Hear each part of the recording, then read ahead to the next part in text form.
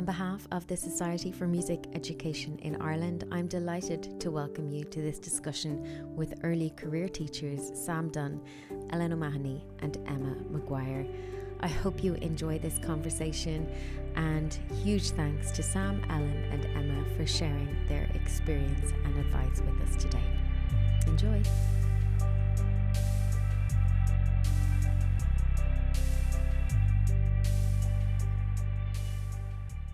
Ellen, do you want to tell us a little bit about your route to becoming a secondary school music teacher? Yeah, absolutely. So I did my Bachelor of Arts in Maynooth, music and English, and I graduated in 2019. And then I wasn't fully sure exactly what I wanted to do, so I worked a completely unrelated job for 3 years, which was handy because that was during COVID, so I didn't have to do the COVID teaching. And then I decided, no, that is what I want to do. Came back and did my PME in Trinity. And this is my second fully qualified year now. So yeah, only starting to find my feet, to be honest. You've been working as a teacher for the last 2 years? Yes, exactly. Okay. Yes, I'm in my second year now in a secondary school in Ballyfermot.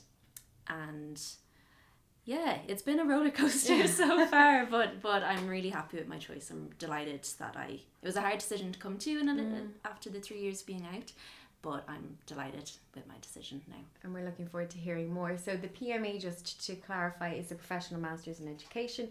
It is a postgraduate route into secondary school teaching. Fantastic. Thank you, Ellen. Emma? So I did the BMOS Ed course in Trinity and the Royal Irish Academy of Music, and I graduated in 2022. So this is my 4th year teaching in a secondary school in Wicklow Town. I started off in my first year doing part-time music in the school, so I had 14 hours music in the school, and it kind of just grew from there. So I'm now up at almost full-time music with a few hours of learning support, which was something I never expected to do, but turned out to actually love as well. So, wonderful. Thank you, Emma. And Sam? So I did BMOS Ed as well. I graduated in 2023, and then I taught for a year in a school in Coolock, and now I teach. I'm in my second year now. I teach in Temple College, and yeah, I just teach music. Fantastic. So the BMOS Ed Bachelor Music Education, that is an undergraduate 4-year program, and you qualify as a secondary school music teacher. So you all went straight into the classroom, is that right, after graduation? Was that a decision that was very easy to make? Was it part of the plan? I suppose it was always maybe the plan. I think, the big thing is like money is a part of your life that's important, so I think it's doing something that I enjoy, and it was a job that I liked. I did just finish a master's as well, so I did a master's in orchestral conducting in TU Dublin, so I've just finished that as well. So I did that alongside teaching for my first year in the school in Coolock, and then last year in Temple as well, and did that at the same time. But I think my plan was always to be a teacher. I always enjoyed it. So fantastic. And in terms of the conducting, do you see that as something that you use a lot then in the classroom? Yeah, I use it a lot. So especially in Temple, we have a big wind band program. So we run after school lessons. So we've 8 different instrumental teachers come into the school after school. There's about 65 lads take lessons now in the school, and they get the school owns all the instruments. So instrumental music would be a big thing in class and both extracurricular as well. So yeah, we'd have rehearsals after school 4 days a week of some sort, and then pretty much all the time in class. The lads always have their instruments in, so yeah, I'd use it a lot. So you alluded there to some of the extracurricular role or jobs, I suppose, of the music teacher, and we'll get to that in a few minutes. But maybe if we just come back to, you've just graduated, you're thinking about what to do next. You've all kind of thought, okay, I think it is into the classroom we go. What did that look like in terms of the first steps that you took in order to try and find a job? Yeah, well, I think we were kind of lucky with the timing that I don't know if maybe I'm just speaking for everyone here, but that when we were on placement, the schools really needed subs. So I found even during placement, I was getting so much other experience outside of the music classroom, and English is my second subject. So I was teaching a lot of English as well. I was doing loads of subbing, meeting students, you know, from all years, and it definitely helped me get all the mistakes out of the way early. Well, some of the mistakes anyway, I'm sure there's more to come.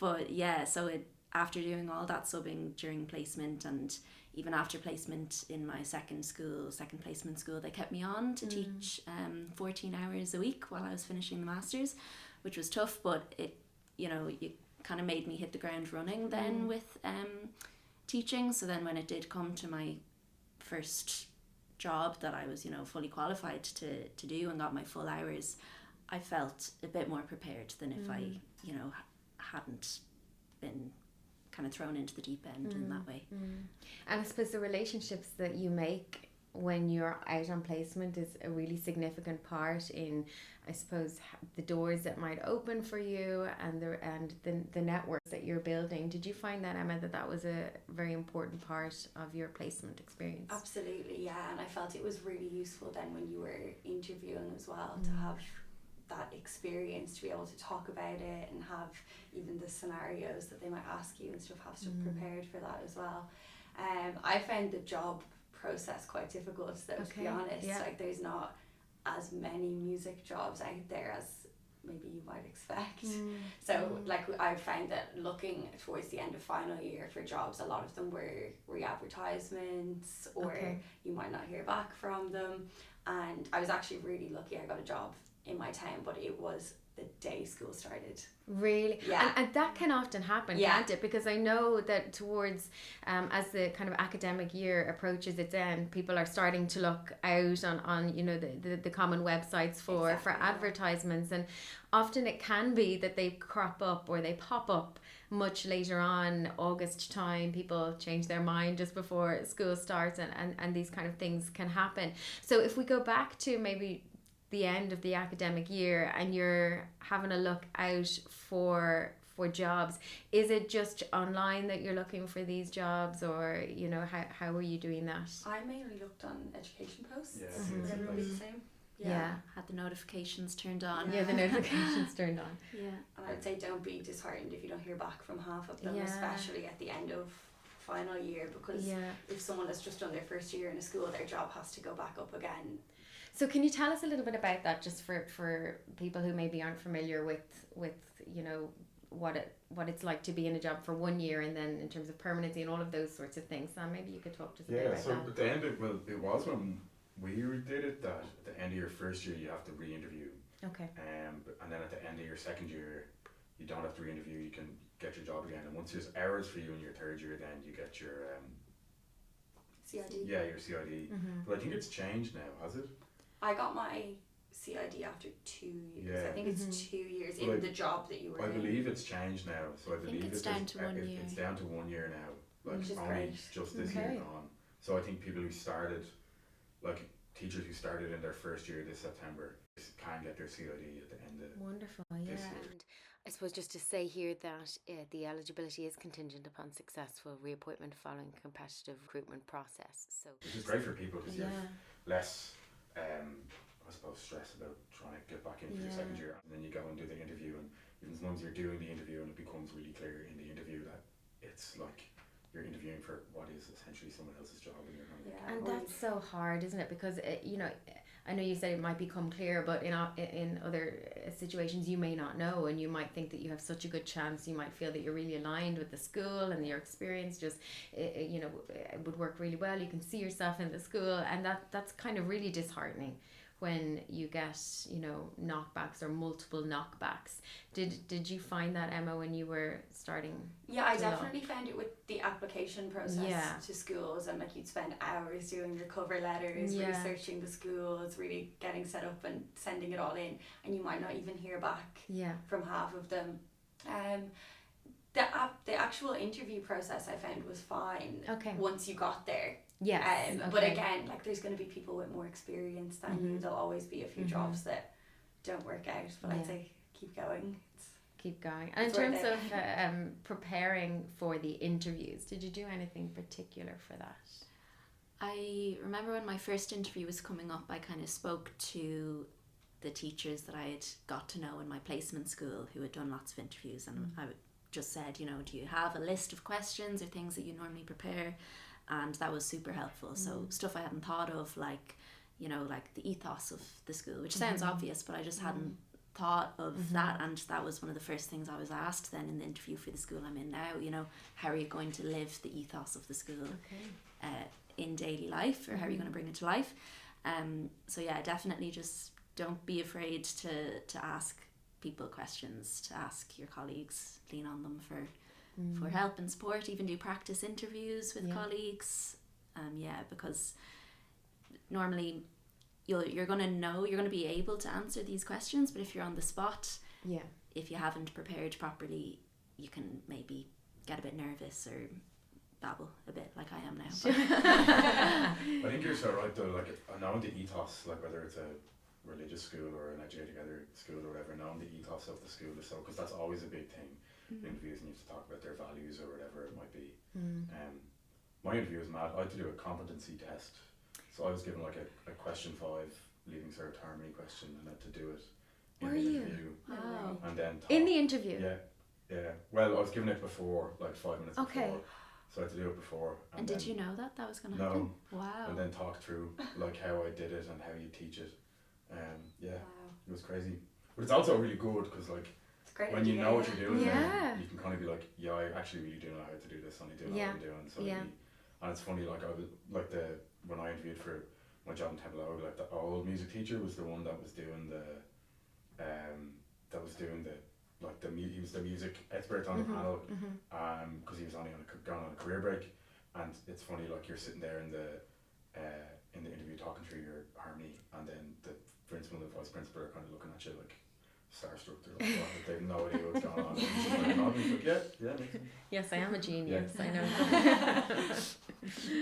So you have all got your jobs. You're ready to start. What is the kind of prep that you're doing come August time? I know you got your job quite late, Emma, so were you kind of starting straight in? No time to think about it, which was probably a good thing, just straight in. I was lucky, I'm in a one-person department, so I had everyone. I didn't have to kind of meet other teachers and try and figure out what the students had done. That had its own challenges because I didn't know what they had done, and half the time you'll go into a third year class and ask them and say, no, we haven't done that, so it takes a while to figure out. Although the summer is long, right? Yeah, they forget everything. So I suppose it was a lot of planning in the beginning, and I basically made sure I covered the entire Leaving Cert course with the 6 years, start to finish, in 1 year, just in case there was anything. So definitely a lot of planning, a lot of extra work at home, but it was worth it in the end. And for Sam and Ellen, are you in one person departments, or I'm on my own? You're on your own as well? I'm not, thankfully, which is very helpful for me coming in. I have a great teacher called Joe, who has, I think he's 8 years teaching now, but it was his first year in the school. We started at the same time. Yes, yeah. And he came in with some like amazing ideas and like extracurricular stuff that I wouldn't have thought of, and we get on really well, and we've both come back now. We're both in our second year there, so it's good to kind of have someone to lean on in that way. And sorry, Sam, I think a trap when you're like kind of end of August and preparing for your first year, and something I definitely fell into was like I was going to a school like and found out where I was going quite late as well at the end of my first year, and I think like over preparation is also a kind of a trap I fell into. Like I spent like ages making resources, like getting stuff made for weeks in advance, kind of trying to be really prepared, and then you get in and you kind of realise I actually don't know these students at all, and I don't know their strengths, and I kind of don't know the kinds of music they like or what they're into or them at all, and then half your resources you've made are like end up being a bit useless then to yourself. So I'd say like, well, obviously preparation is so important. Like I think prepare in a way that doesn't kind of box you into a corner straight away, because then you have to spend ages trying to work your way back out of the corner, It's really good. It's really true. You do it all again every year as well, because even if they're listening to changes, what they're into, and it's constant. So you're right. So you're now in the music department, or you are the music department. Were there any surprises when it came to your? I think one thing that like new teachers are very unprepared for is like the paperwork that goes along with teaching. Okay. You know, we all do our lesson plans and your unit plans and your like stuff on when you're on placement and that kind of thing. But I think like department planning particularly is something which I found, you know, I was maybe, and you kind of like, you're like, you know, everyone lives in fear of getting an inspection the whole time kind of thing, and you're kind of like, what am I meant to have in my department plan? And no one really knows. And especially then when you're on your own and you're in a single teacher department, it can be difficult to know like, what should I have? So I think if you are on your own leaning in with other people, that for me was something that I was like really, kind of, you're just kind of unprepared for. You're in the dark a bit about it, and it's hard to know what you should have and what you shouldn't have. And again, that's where like you guys were saying earlier, like linking back with your teachers who you're with on placement as well is really useful and important, especially if you're on your own. Departments in your school. So it doesn't need to be the same subject. It could be anybody in your school who knows the system and knows what's expected. I found the paperwork for the practicals and stuff as well. When that comes in your first time and you're on your own, you're completely in the dark. So all the forms that the students need to fill out. You never would have seen it before if Yeah. you didn't do that while you were on placement or you weren't with the teacher when it happened. Yeah. So that was a challenge. Yeah. In fairness to that end though, like people at practical, like the SEC are really helpful. Oh, Like, brilliant. and that's the thing, I would have been the same first year, like when you get the forms and you, especially the leaving cert, you know, there's so many options for like what they're doing in their practical, and you don't know, but like now when you email, you get a reply mostly the same day, like, so if people are stuck with that kind of thing, There's like, lots of help. it's, I'd also really recommend doing the examining in your first couple of years. so Yeah. It's really, really helpful. Okay. Just for That's something I haven't done yet, but I definitely. The ideas you even need get from to, going into other schools and stuff as well, and just seeing how it all works behind the scenes. This is the practical examination, is it? Okay, so examining the great thing to do. leaving cert practicals or the junior cycle cert, practicals at the end. I found it really useful early on just to get an insight into how it all works. Yeah. It's the best CPD you'll ever do. Absolutely. It really is, like. And just to see what other music teachers are doing and what other students are performing. It's great. Have you done any of the written work? Not yet. I was reserved for leaving cert listening this year, and it's the same. Like you just like learn so much about how it, and particularly with like, you know, with the written exams, the language of the papers is so important. You know, you learn a lot about that. It's great. You mentioned, Sam, there about leaning in on other people, and I know we've had this conversation before about sharing resources with your colleagues. You are the only music teacher in the school, but I know you said that your classmates from college have a lovely resource or a place to share. College would have had, like, there's a couple of us now who are teaching, and we would share stuff all the time. And I think there's a little bit, like, I tried to say that to Erin, who was in on placement with me. You know, there's a little bit when you start to, like, rightfully so, you spend so much time and put so much effort into your resources that you can feel a little bit protective about them nearly or something. But actually, as soon as you kind of start to collaborate with people, and you know, we just have a Google Drive that we put stuff in, and often I'll take, you know, someone puts up a whole PowerPoint and you might even only take 3 slides out of it or something, but it's really useful to, especially when you're on your own. Like, your department is your friends who are music teachers, like, you know. I think also with kind of what Sam was saying, that it's so dependent on your class. I think that when you were saying about the surprises, that's something that I really hadn't considered, that even if you just have 10 students in front of you, if you put up one slide, all 10 of them are going to take something different from it, will have a different confusion maybe over something. So like sometimes I might get something online or from a colleague or something, and if I don't kind of go through it, like say if I'm in a rush and I'm like, oh, I'll just use that for today, and I put it up, suddenly I find I don't know it well enough, it isn't suited to my students, and then I'm kind of floundering. So yeah, I think what Sam was saying, that maybe take inspiration from other resources, but they need to suit you, your style of teaching, your students. And I guess that's the same for textbooks and any resources that you find online as well, that you cater them to. Yeah, you take bits and adapt and but that, I suppose that idea of support from other music teachers is really helpful and really useful when you're. And it's going to become so important now with the leaving cert reform and that. Comes in, like, of course. everyone will be starting fresh, so it'll be really important to lean in and like help each other out. And other people's Talk to ideas people. are amazing as well. Things you would never Oh, think yeah. of. Yes.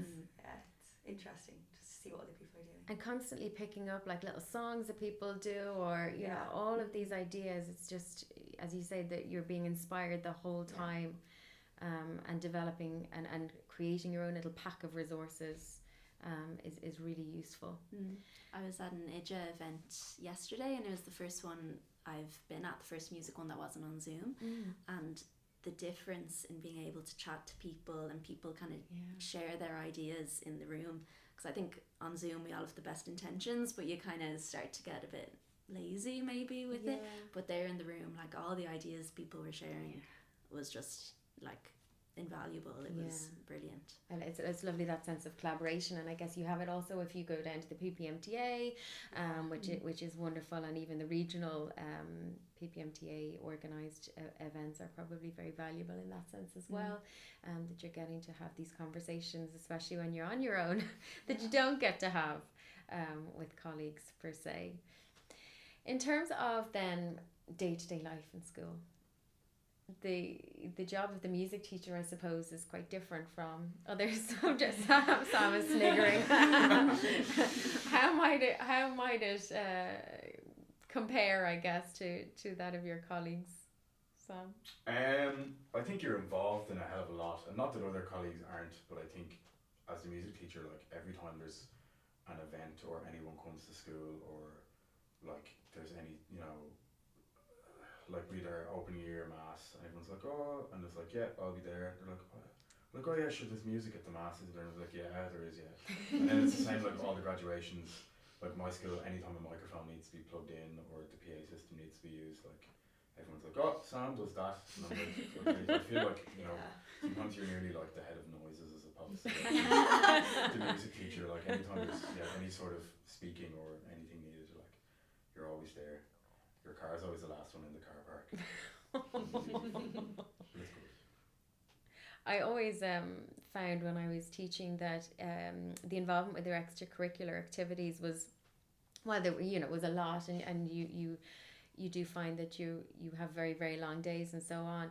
The interactions that you have with students in those times outside of the classroom are just so special and so important, and they can really make a difference to what the day-to-day life and what your classes feel like. Emma, have you found that? Absolutely. I think it's the best part, to be honest. I know it's a lot of commitment, but it's amazing, and I think like the music department kind of becomes somewhere that the students just love going and love spending time with each other and like playing music together, even like them asking to come in and play in the music room during lunchtime and stuff is just lovely. So I think all the extracurriculars kind of create that fun side to music in the school, which definitely comes back into the classroom once they're comfortable performing and singing and playing in the school. They bring that into class with them, and it becomes less like a structured class and more kind of more musical, I guess, which is great. So I love it. It's so lovely to have that place and that space where the students feel that they can just come and be themselves and share music and make music. And I know from walking past your classroom, Emma, that the music resonates quite strongly out of your classroom, and that music making is really important to you. Could you talk to us a little bit about your approach to music teaching? I guess I have the B more Z approach, which was sound before symbol every day. No, I think I definitely try to take the students' interests into account and try and make the topics relate back to them and find things that make sense for them. Try and always have them either singing or playing in class, and especially for senior cycle, making that connect back to their own practical area as well. With the new junior cycle, I think it's amazing. You can almost teach the whole thing through like practical based music. Now, of course, there's a time and a place for the theory and the written work as well, but there's so much freedom there, and I have found that they can sing and play and start to connect all the topics together through the practical side of things a lot more, especially a lot more than senior cycle at the moment, which so I'm looking forward to. I'm curious, has your has the junior cycle impacted the way that you teach the Leaving Cert as it is now in any way? You spoke about the integration of the different elements, the different aspects of the course. Sam, has that impacted you at all in how you approach the Leaving Cert? Yeah, I think students, I find their knowledge seems to be a bit better going into fifth year. I think they're kind of more open to music making and to playing stuff. I think they're stronger musicians coming out of they're more musical students coming through from junior cycle. They're better musicians, which I think just makes it easier. Like the thing, like the whole, playing music thing, like you realise very early on that like actually the easiest way to teach music is to just play music in class. And the more you do it, it's kind of what I want to do, because that's why we all became music teachers, is because we like playing music. It's what the lads want to do. Like in my school, that's why they all choose music. Is like, sir, can we bring our instruments in today? And my answer is like, when don't we? And they're like, oh yeah, The better musicians they are as well, the better they're going to do the exam at the end of the day. So I think it's great. And it makes it enjoyable for them. Like, it's such an important part. I think, if people have fun and if they have fun in your class and they enjoy it and it's a bit of crack, well then they're kind of more open to listening to what you say and to learning new things and to coming along and getting involved. Like, I think the more fun they have, the better it is, and the kind of easier everyone's life is then. Like, it's a lot harder, I find, to teach a class where it's sit down and here's a sheet, now off you go in silence. Like, I think they're more open to like all types of music as well then when you get to that. Like my third years at the moment, when we start doing like the Baroque ear or the classical ear or something, I think it's the coolest thing ever and want to play it on their electric guitar and stuff because they're used to that. So I think it's creating like kind of more open-minded musicians, I guess, as well. And that idea of being very creative in how, like you were saying there, playing Baroque music on the electric guitar and approaching these things from their experience and from where they're at, and opening these doors, which is great. And I know, Sam, you were saying there about the students enjoying the class, but when you're having fun as well and teaching it's obviously it really helps as well. Yeah, and they can tell when you're passionate about something, like, and then they buy into it because they can see in you that you think it's worthwhile and you think it's cool. So they're like, oh, well, if he gets that excited about it, there must be something about it then, and they do kind of buy into it. Like, the more excited about it you are, it's easier to get them involved then. And if I was to ask, what is the biggest challenge? What would you consider that to be? My mind, especially with what you guys are saying, is I guess the context that I'm teaching in is quite different in that. So I teach mostly the seniors, and the majority didn't do junior cert music, wouldn't do any lessons outside of school. It's not that they don't love music, and it's not that there aren't amazing musicians in that cohort, but it does feel at times that the Leaving Cert course maybe isn't for them at times, which can be really challenging when you're in the classroom and you want to keep their confidence up as musicians when you're trying to teach them things that they feel isn't for them. And maybe sometimes at times I'm like, I don't know if, say, this melody question is for them, even though I know that it's such important skills, but they see it as so far away from their musical experience. So like what you guys are saying, trying to bring in as much music making as possible, which can be challenging again sometimes if people don't play an instrument or are afraid of failing if they try it as well, or afraid to sing and look stupid or whatever because they don't have that foundation. Now some of them do, like there's a primary school in the area where nearly every student learns violin for part of their primary school experience, which is amazing. And so now in my 5th year class I have 2 violin players, and the difference it makes having 2 passionate musicians of from the classical background to kind of see, for students to see that in their context, it's really, really brilliant. But yeah, that's the challenge that I noticed at first, because I was very lucky that, when I grew up I learned piano, and that was just normal for me that I had that weekly lesson, and I had all those key concepts in my head. So trying to adjust my way of thinking to their experience and trying to keep their confidence up in this academic world has been really challenging. Yeah, and it's we're such an getting there. important point, because I think that especially if you've had no or little prior experience of what we call formal music education or school music education, if those students haven't come from junior cert or junior cycle and they're coming into the leaving cert, as you say, it's for many students, it will be very, very far away from the music that they know and the music that they live and the music that they listen to. And you know, how have you gone about then trying to bridge that gap, I guess? Yeah, I'm very much still learning every day. You know, if I try a lot of different things, if something doesn't work, I can go, okay, that's fine, we won't try that. But things like trying, because like they're all musicians in that they all love music. Some of them do play, some of them have the potential that they will play.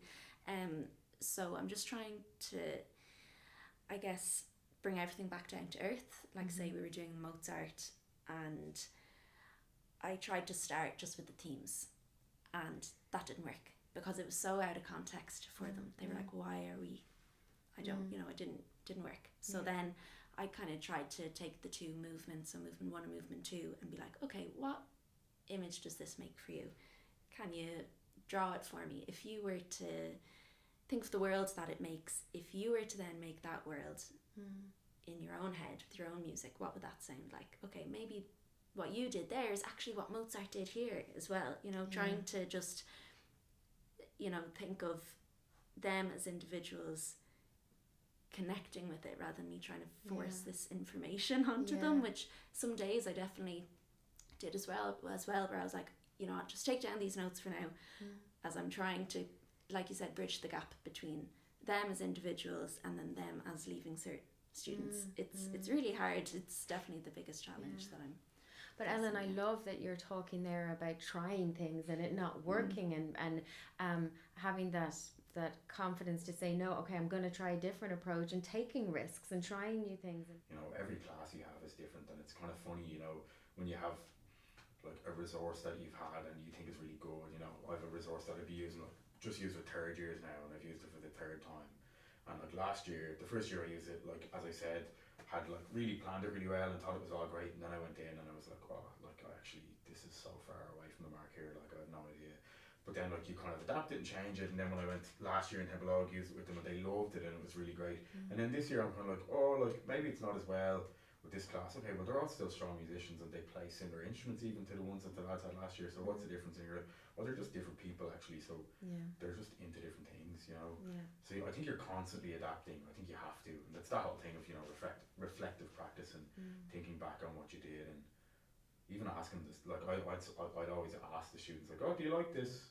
Like, or do you find this helpful, or is this useful, or is it good when I do this? And I think like not being afraid to ask them and to for them to see that like you're trying your best for them the whole time, and you're taking in their feedback, and it's important. Yeah, when you ask them something and they go, oh sir, maybe you could do this, and then you kind of come in the next class and you're like, all right, here, I did this, that thing you were saying, and they're all going, oh what, like he actually listened to us, and then all of a sudden they feel like, oh wow, I actually do, I have a bit of ownership over this actually, and he like they really care about what I want to do, so like they feel involved then, and like the music, when you get to more challenging things, then maybe that will be outside of the music they know or outside of a tradition. Like I find in my school, like traditional Irish music is always like a sticky point, like you know, none of the lads would really play trad instruments, or none of them would really be into it, especially stuff like sean-nós, like they'd find really challenging, that kind of tradition.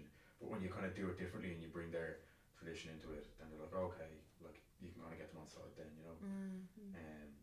Yeah, but you have to adapt, I think, all the time. And change. And you'll find out pretty quickly if they don't like something as well, which is great. Such live feedback. Or even it's good, like if you're going to be in the same, like when you start in the new school, if you're going to be there for like multiple years. Like I have notes that I would have made as I kind of went along last year, and just kind of like I just had a Word document on my laptop and just random notes being like, oh, when I did movement to a Mozart, maybe I could have done this as well, and then you kind of flick back in it every now and then. You go, oh, that's actually coming up. I might try that differently now. Because also that you learn, you know, the school year is so, it feels really long, and like it gets to like I can't remember what I did in the first week of September now. You know what I mean? Until I go back and look at what you've written down, that kind of thing. And especially once you get to after Christmas, between like the practicals and Christmas or like summer concerts and all that kind of stuff, like it flies by. And on that point of making notes and keeping things organised and documentation and filing and all of that, Emma, do you have any advice around that? Oh, I don't know if I'm the right person for that now. I think definitely try and get anything that the previous music teacher had, especially if you're by yourself. Go through all of that, see what they've done. So I actually had an inspection a couple of years ago, but it was a drive-by. So I found out that morning. Wow. They weren't looking for paperwork or anything. They were just inspecting teaching, which was great because that's the side of it we're all confident in. But our geography department just had an inspection as well and said that they're really realistic about what they're looking for and exactly what Sam was saying. If they can see that you've gone back and adapted your plans or made notes of what worked and what didn't work, then it shows that you're kind of reflecting and changing each year, which is great. So I think maybe don't put too much pressure on it. I was definitely really scared of that in my first year and it turned out fine. So it just seems to be this kind of overwhelming like cloud which is kind of in the background the whole time and you don't actually really know what it is. And everyone's is different. I had a full-blown inspection in my first year as well last year, and it's kind of similar, like you're like, okay, well here's my plan, and then actually, you know, like Amanda is the music inspector's name and she's really lovely and she kind of comes in and she's like, actually, like, you know, the plans are important but what really matters is what you do in your class, so that's the main thing. And I found even with her, like, it's such a scary process, but she's actually really friendly and she really listens to you, you know, like she would have been like, why didn't you do this when you have your, you know, your feedback session afterwards, and why didn't you do this, and you go, oh well I didn't do it because of this and this and this, and she goes, oh yeah, very good, yeah, you know your students, like that's great, you know, so well it is scary, like you'll be okay. In terms of skill sets and areas that you might have studied in your undergraduate or postgraduate, for some of you, can you think about any particular areas that you would have liked more emphasis on, or that you would have, looking back, you would have loved to have learned more about, or is there any element that you think was really, really important for what you're doing now? We did a lot of oral skills and oral based classes in the Being Was Out course, and I found that to be so important in the music room. I'm lucky I'm a trad player as well, so that's something that I'm using all the time and really used to, but I think that ability to kind of think on the spot and adapt parts for your students or figure things out that they're trying to play and stuff really quickly is really important, and even like picking out harmony lines and that kind of thing with choir. So that's definitely really important in college. I think as well, just like, you need to be you need to really know your subject, you know, like you really need to know the subject. So even the stuff like the harmony and counterpoint and stuff, like, and at one point, you know, you're like, why the hell am I writing a fugue, like why am I doing, but it teaches you really good foundation skills, you know, and I think it's so important then, because someday you are doing something and whether you're analysing a set work with a class or you're, you know, doing harmony questions with them or whatever you're doing, or you're like arranging stuff for them to play, like you need to be a real subject expert. So I think the thing that is really, I found really useful, oral is really useful as well, but like the music history and the harmony and all that stuff, like I really enjoy it as well. Like, I'm a bit of a nerd when it comes to that kind of thing, but like I found that really useful, and I think it's probably one of the things you use every day, like I think the students love to see that as well, when you can start connecting everything and they know when you're really interested in it, and I think it makes it more interesting and exciting for them as well. And I find every once in a while you kind of give them the thing and you're like, okay, like this isn't on your leaving cert, but, and then you tell them something and they love it. It's like you're telling them some sort of secret or something, and they kind of really lean into that, you know, so you can show that your knowledge is of all of music, but not just of like the curriculum or of this one little section of music, but that you're actually, and then they kind of trust you then because they see that you're really knowledgeable and you know loads about your subject and you can speak to it. Bringing your own like performance experience and stuff into the classroom is really important as well, and that like you keep improving and playing as a musician, because they see that and they know that you have a music life outside of school as well, and I think that really inspires them, that you haven't just stopped being a musician to teach them, which is really important, and kind of using that experience and showing them, and That's really important. Love when they come in and they're like, oh, this is something, you know, I was working on at home, and you feel so trusted. You feel like they're letting you into their little world, because it's such a personal thing, music, like. So yeah, we're in such a unique position in a school where it's lovely. It's really nice. Yeah. And in terms of music outside of your timetabled classes, in relation to building choirs or starting choirs or orchestras or trad groups or jazz groups, whatever it might be, is that and I know this might differ from student to, or from teacher to teacher, I should say, is that something that you have full autonomy over? How does it work in your individual settings? Yeah, the department or the senior leadership team in the school that I'm in, they're so enthusiastic about music in the school, especially because some of them came from an all boys school, because the school is an amalgamation, and they never would have had, you know, music as a subject in the school. So they're so excited to see music, like the music classroom, to see extracurricular music. So myself and Joe, the other music teacher, we would be musicians ourselves as well, and we're just trying to, you know, what I was saying earlier about boosting their confidence, kind of using that extracurricular to be able to use that extra time to show them this is all the other things that you could do as well. This is all the practical stuff that you're amazing at, that you can learn. So we have like a lunchtime choir, a senior choir and a junior choir. We got given a timetable to TY choir this year as well, which was great. And then we do a junior band and a senior band. So after school, they can come, they can try different instruments. And Joe's done amazing work with the junior band in that he has now like 5-6 consistent members who are now meeting up, writing their own songs together. And other teachers will say like the confidence development in these kids within a few months is like coming into their other classes as well, and they can see it, you know, that they're making more friends and they're just have a stronger like sense of self from that. So yeah, we're you know, kind of getting credit for that as well, getting the recognition, which hopefully will just keep growing the culture in the school and getting more students involved. Yeah, it's the highlight of it for sure. Yeah. Sounds fabulous. Emma, what about you?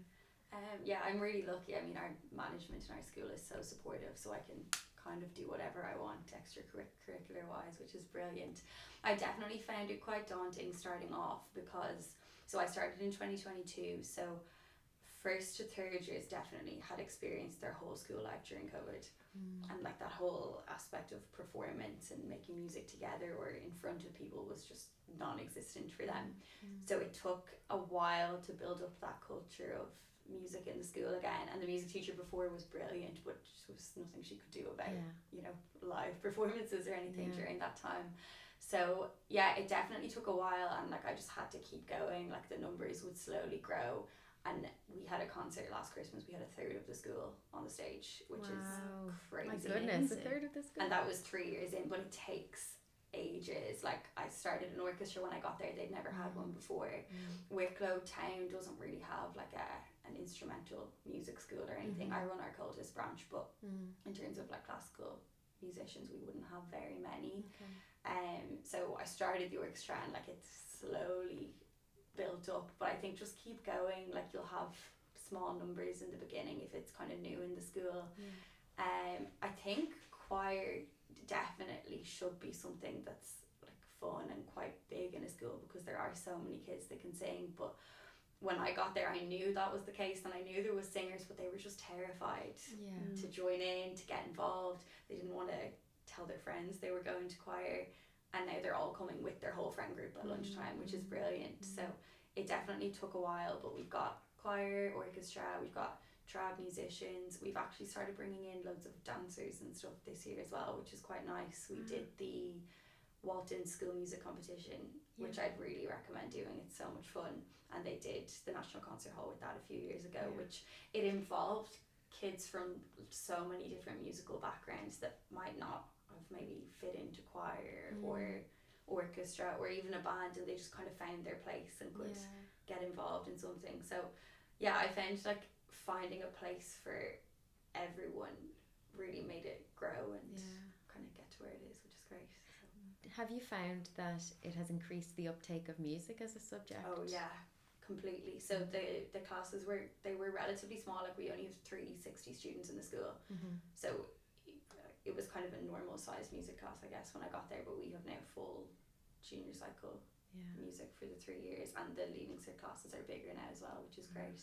I think it's kind of opening their eyes to the fact that they don't have to have experience outside school, that this could be something they could take up in first year, and for some of them turns out to be something they love and get really good at in the couple of years. So yeah, I think it's good that they're all kind of included and involved in first year, which is nice.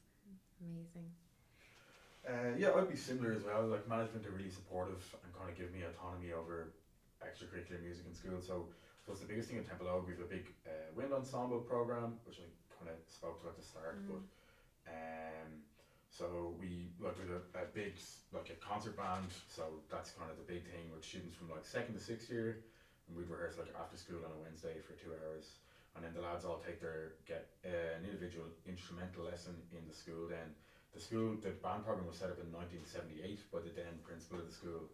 So the school, we're really lucky, like we own all the instruments, and so actually really gorgeous instruments from years and years and years ago. Like we've a really gorgeous like bass trombone and a lovely tuba, which were bought like in the 80s when like Thoman or Gear for Music didn't exist, and you just had to buy nice instruments like and it's great because they're still around like so we'd have that, and there's about 60 students now involved. First years did instrument testing yesterday, so they get a go of all the instruments, and then they kind of say what their preference is, and we try and match them with an instrument that'll suit them.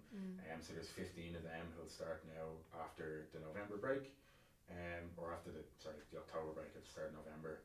And then band for first years is on Friday, so they get their kind of own ensemble, and we do it after school on a Friday for them, and then they kind of graduate into second year. And then like at the start of second year, I take the lads who are in second year kind of out once or twice as well on their own, just to kind of like give them a little boost, because it's a big change. All of a sudden you're playing like kind of proper music. But I think the great thing about the school is like, because the tradition is so strong, the older students become really passionate about it, and they'll help the younger lads, like they'll sit beside them, or they'll like take them out and give them a hand and that kind of thing. So it's really great. And then we have a jazz band as well, which is like kind of would be our kind of top level. So mostly like 5th and 6th year students, they have to audition. It's kind of 1 to a part, or like, so that's kind of the higher level. But like singing is something as well. Like we never really had any singing in school. Like, so this year we started like a lunchtime concert thing. So like tiny desk, like the NPR thing. So we call it tiny desk, and it's like behind my desk in my room. And we have like maybe 4 of them. We do it every second Friday at lunch, and it's like taken off, and they love it. Like, and there's lads who like, don't do music, have never done music, but like the room was completely packed out. My classroom isn't big, like it's a normal size classroom, and then has like all of the music stuff in it as well. So, but it'll just be absolutely rammed in, and I've like a waiting list now of people that want to perform it and everything. So I think it's that kind of thing as well. Though I think the thing you were saying is so true for anyone who's starting new, and especially if you're starting music in a school or starting somewhere which doesn't have a music tradition. It's like really hard, but patience is really the thing. Like it takes ages, and I think the reason Temple Oak has such a great tradition is because it's been going for like nearly 50 years, and like Alan Duff was a music teacher before me there, and he is like great as well and knows so much, and he really nurtured the band program, and so I kind of took it over from him then and continued it on. We went to Barcelona last year on a trip. They do like a trip abroad every 2 years, which can be the nice carrot on the stick as well. And definitely if you have choirs, is something that's not too difficult to do. Like obviously compared to a normal trip, it's not that much more tricky. It's great to bring them out and let them see other schools performing and be inspired with that as well. Trying to go away with instruments is tricky. And some serious arguments with Aer Lingus, but but no, it's so worth it as well. Like the more kind of extracurricular music you do, it makes them better musicians, and then it makes your classroom music. It helps your numbers. Like people go, oh, I actually can do this, and then they'll pick it or whatever. Yeah. But also then it makes your job easier, because like they're better musicians. So when you play in class, the standard gets higher, and then also when it comes to stuff like practicals as well, like your job is nearly done for you at that stage. It's just sometimes it's nearly you have to start helping them narrow down what they're going to do as opposed to try and get them to do something, you know. Yeah. That's definitely what they're going to remember from their school time as well. Exactly. Yeah. They won't remember what a perfect cadence is, but they'll remember you know what I mean? You mentioned, Sam, that the older students were kind of helping out the younger students, and I know that some of you have been acting now as mentors. I wondered how you've found that experience. I really enjoyed the experience because it's not that long since we were in college, I guess, so it was great to bring someone through that process with a little bit of extra experience, I suppose, since I did it. And it's really interesting seeing other people's ideas and lessons, and also I found it really nice seeing someone else teach your students that you've had for ages, and then you start to see things in your classes that you might not have noticed before. And also brilliant to have another teacher in the school for a while, which was really nice. Have a little bit of nice to have backup. somebody else with you. Yeah, exactly. It's really enjoyable that someone trusts you as well to guide them, and that they listen to your feedback and kind of take on board what you say. And it is useful when you're on your own all the time to have that conversation with someone, you know, where they go, oh, what if you did it this way? And something like there were times where I'd kind of be like, I don't know, and then sometimes you're kind of looking and you're going, yeah, I'm kind of right, I shouldn't have done it that way. But then there's other times where you go, oh my god, that works so well, and I never would have thought that would have worked. Like, so yeah, it's great. Like, it's great to have someone to bounce ideas off and to help. And it's nice that they kind of trust you and you get to bring them along and give them pointers and help them out. And I think it's about making it a positive experience as well, you know. Like, we all know people who maybe didn't have the most positive experience on their placement for whatever means it might be, and it's such an important, like, it can be such a make or break experience for people of whether they want to actually like pursue classroom teaching as their profession, or whether they're kind of want to go somewhere else. And there's people who might be an amazing classroom teacher, but you know, maybe haven't had the greatest experience. So yeah, I think it's so important to try and make it positive and fun. Well, it's been a wonderful conversation, and I might just ask one last question, if I may, and that is, if you could give students who are in the process of becoming teachers one piece of advice, what might that be? There's so many things that you can join, and especially while you're studying, that are free, or for your first year out that are free. Like the PPMTA, Post-Primary Music Teachers Association, would be one that's free while you're in college, and it's great. Like, you get loads of great resources and that kind of thing, and like would get great connections through. The other thing as well is like unions. So whatever union your school that you're on placement is in, like, find out who the union rep is in your school and go and join, because while you're studying it's free, and for your first year out as well it's free. And that can be really handy when you move on and you start in like your first school and you get your contract or whatever. If you're a member of the union, you can just be like, oh, I've gotten this contract from the school and I'm just actually not sure what I'm really looking at, and they'll throw their eye over it for you, and they'll say, oh yeah, like, this is it, or actually the job you applied for was an RPT contract and that's not what this is, so you need to go back to them and get that changed. Because there's things like that as well that are kind of similar to the paperwork for your department that we were talking about earlier, where you're just actually not quite sure until you get a bit of experience under your belt. So joining them can be really useful. That's great advice. I would also ask your school, can you go to the music practicals and the parent-teacher meetings, if possible? Yeah, so you get really beneficial. Yeah, fantastic.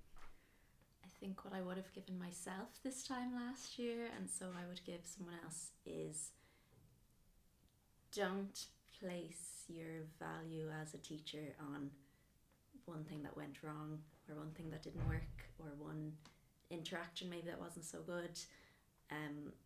Things are going to go wrong, and that's not your fault, and you just, the next day you do something different, and then you're going to have a great experience and you're going to have great interaction, and there's going to be up and downs. That's just part of it. It's no reflection on you. You're great and you're doing an amazing job, and if students are happy to come to your room, 90% of your work is done. That would be my advice. Thanks, Ellen. Emma?